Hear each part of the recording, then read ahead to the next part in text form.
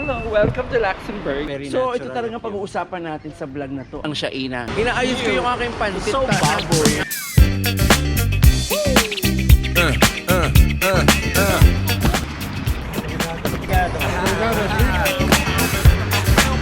So andito na tayo sa ating apartment, Shaina. Majirap lamang at may hagdan halayan. 80-99 pa tong big bahay na to.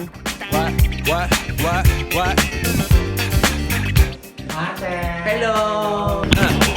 On your mark, ready, set. Hello mga ka-Diyos. 8 oras na kami hindi kumakain. Gutom na ako. Tapos na ang ating first location. Sumakay na kami ng bus. Walang Malibre dito. Kahit na ilang beses maghapon ka sumakay dito. baba na lang tayo pag may magandang picturean. Alas 5 ay madilim na. Sabi sa akin ng presidente. Hello, welcome to Luxembourg. Welcome to Luxembourg. Saan tayo pupunta mga tsaka? Tayo sa sentro. Anong ating gagawin? Kumain na tayo ng kahit tinapay. Kain. Wala nang kain. Kumain na tayo ng Abay ako parang nahihilo na. Anong oras Ganun na? talaga. Ano po makikita natin? Okay, tigilan na muna. Welcome to Luxembourg. Sobrang gitna na to. Oo. Dami ng tao. Parang nagkakagulo sila. Parang andito lahat ng turista. Oh, ano meron sa Saturday? It's family day. Taga saan kayo, sir? Siya. Manila po. Manila. Cagayan de Oro. Oh, layo. Batangas pa tsaka Bulacan. Batangas. So, malapit lang. Cebu. Jose. Hi, kaway-kaway sa aming vlog. Ilang weeks po kayo dito? 2 weeks. Halos 2 weeks. Mayama. Manifest na yan. Naghahanap kami ng mga katulong sa mga lalaki. Ayan yun. Ayun na pala. kayong pumasok sa likod. Maliit pala. Ano. Hello. Hello, where are we? Nasa gitna mismo tayo ng city. At narito tayo sa bridge. What the difference in Renaissance and medieval? Okay, ikaw muna. Spelling.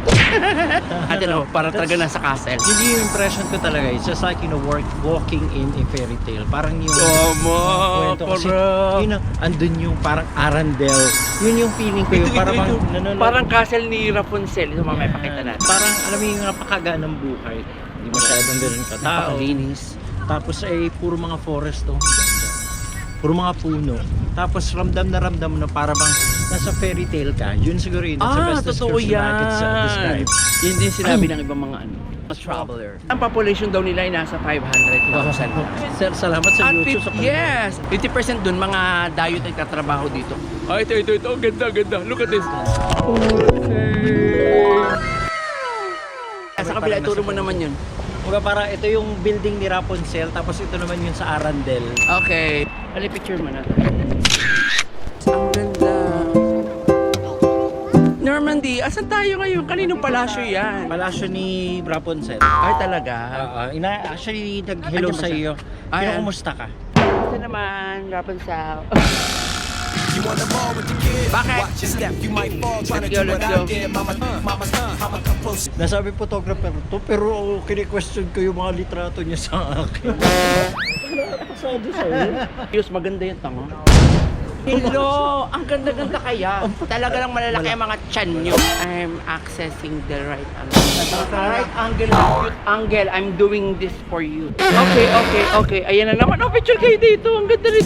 Yes, ito ang kanilang pangmayamang trend. Look at this. Talagang masasabi mo, napakayaman. Libre ang pamasahe. Kahit anong sakyan mo, public transport, libre.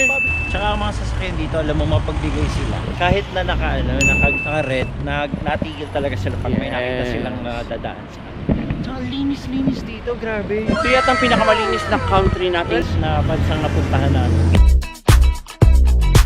Dito talaga mga branded talaga yung mga sasakyan. Anong brand? Hindi, maraming may sasakyan daw dito. Hi, Doktora. MG. Hello, Doktora. Kumusta ka naman? Picture mo ako. This is what you call sunset in Luxembourg. Diba? Mga 8 o'clock actually napapala ng araw dito eh. So alam mo, kakaiba talaga itong bansang ito. Pag dito, nakikita mo rin Modern. sa right side, modern yan. Pero pumunta ka dito sa kanan, yung Renaissance architecture mo. Sobrang taas. Napakasosyal na tayo mo. Kita mo naman yung quality o hindi kalawangin. Tapos 18 degrees lang ang temperature dito. Hindi masyado malamig. At eto na, maghahaponan na kami dito sa Luxembourg. And guess what? Nasa Luxembourg pero ang hinahanap pa rin Asian food. Kaya eto, nakahanap na naman kami ng ramen. Masarap. So sabi ko siya, siguro ito yung presyo nito. Siguro mga 4 na ramen namin sa Luxembourg. Sanigas. Sanigas. May ano pa, sisling tofu pa. Ito. Kasi we're already at the heart of Luxembourg. So the places that we've been speaks for Luxembourg itself. How about you, Marco? Live daw yan. Discuss na lang, live na lang. Naman, di mo naman akong bibigayin ng mga ganun sa ano. Oh, binahin siya ng kutsara sa... Burger King. Sinabi ko naman, kutsara... Por favor. Por favor. Kutsara, por favor. Sabi nung ano. Ano ginawa mo? Ako yung sign language ang naman. Spoon. We love Luxembourg. You love Luxembourg? Yeah.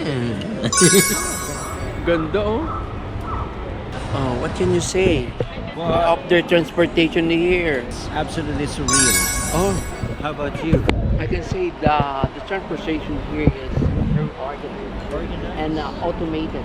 Automated. Yes, automatic. They park. They what? They park here. Nasa amin yung panty ko. Hindi inaayos ko lang yung brief ko para bang nasa angat yung aking brief. Parang lagi kinukupot ng puyo ko. Hindi, yung aking panty is sumasangat sa aking sweat. Sa taas, pinapakita yung pool. Hello! Sabi nila nga ay, wow, sexy. Sabi, ew. Inaayos ko yung aking panty. So baboy. Good morning mga ka-Diyosa. Good morning din sa'yo. At kanina pa ako, utot ng utot. Charot. Kailangan mo na siya. Hindi ako nakasyaina na kanina. Hindi, it's very So, ito talaga pag-uusapan natin sa vlog na to, ang syaina. So, kaninang umaga ay sumaina ako. Mukhang may part 2. So, ang nakakatuwa dito ay libre lahat. Ba, may ipon pa ba? Yun ang tanong. Nakahihiyang ang skin mo rito sa'yo. Yes, napansin ko parang ano na nagko-close na lahat ng pores. Pero pagdating ng Pilipinas, bubuka ulit. Ayun lang. Pwede ng kayurin ang Kayo skin. rin. Oo. Ba't kakayurin? Sobrang dry. Paano ba yung kay Doc? Si Doc ay palitada yan. Patingin natin. Hmm. Kasi meron siyang Jinsu. I'm using Tsaka siya ng mga kukoryo. Pero alam mo kasi si Marjo kasi, yung Ano? all natural yan. Kung gusto nyo maging Katulad best na maging all natural. Ang natural. Wala yung ginagawa sa Hokkaido. Wala talaga. Kasi wala. Alam mo ba nga, pinapapunta na siya ni Doc Sherwin Why- sa bakit kanyang ganun? clinic. Ayaw pa rin. Hindi kasi ako, anong tawag doon? Bane? Tama ba? Balidosa. Ito lang.